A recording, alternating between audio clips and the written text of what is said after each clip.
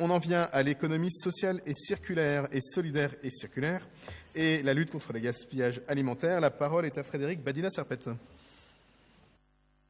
Ça marche, oui ça marche. Merci monsieur le maire. Alors une délibération importante, une subvention et des conventions avec 19 associations œuvrant à la lutte contre le gaspillage alimentaire. Une délibération importante au lendemain de la journée de lutte contre le gaspillage alimentaire. Chaque année, nous jetons 35 000 tonnes de nourriture emballée à Paris, soit à peu près 13,6 kilos par Parisien. C'est 2 fois plus qu'un Français. Donc c'est quand même assez important. Ces quelques chiffres, ils nous interpellent sur 2 sujets. D'abord, les plus précaires à Paris ont toujours autant de mal à se nourrir. Et ensuite, alors que plus de la moitié de nos poubelles regorgent encore de ressources alimentaires comestibles et potentiellement valorisables, sous quelque forme que ce soit.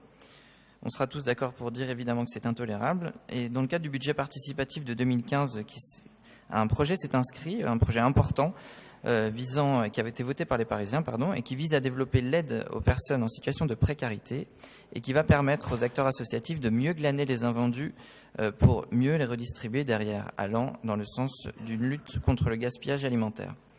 Face à ce constat et donc s'appuyant sur le budget participatif, la ville a décidé de prendre les choses en main. Et aujourd'hui, le projet coordonné par la direction à l'activité économique au croisement des délégations portées par Dominique Versini, Antoinette Gull et Pauline Véron, en l'occurrence cette convention. Cet appel à projet, il a pour but de faire en sorte de cibler au mieux les besoins des structures concernées qui aujourd'hui œuvrent déjà dans le champ de la collecte sur les marchés des invendus et auprès des commerçants.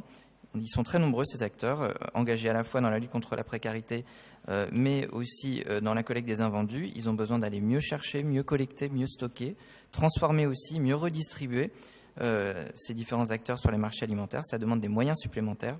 C'est tout l'objet de cet appel à projet qui vise à attribuer une enveloppe très importante de 509 200 € de subventions d'investissement qui permettra à chacun de mieux s'équiper et d'amplifier la ramasse des invendus alimentaires sur les marchés auprès des commerçants.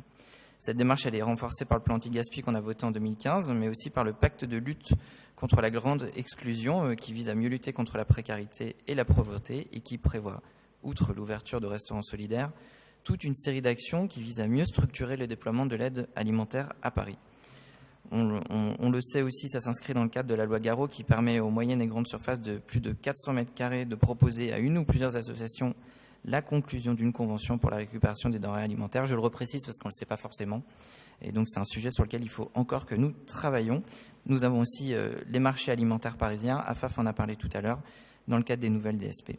Voilà aujourd'hui 28 candidatures reçues, 18 projets retenus, une enveloppe importante qui est fléchée. Dans le 18e, les acteurs concernés sont le Secours populaire, le Centre de soins et de prévention en addictologie, le Sleep-In de la rue Pajol, qui est géré par le groupe SOS Solidarité, les Restos du Cœur ou encore une association que moi je ne connaissais pas encore, donc c'est l'occasion d'aller les voir, Vasconi Fraternity, qui joue le rôle d'intermédiaire dans la collecte avec des associations d'aide alimentaire.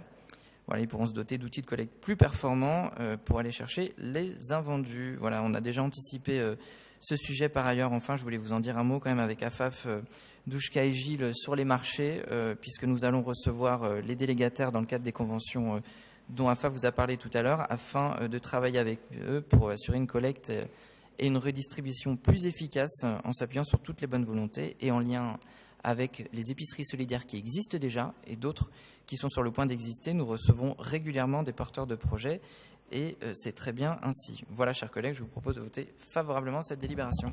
Merci beaucoup. Pas de difficulté. Unanimité. Il est temps. C'est décidé.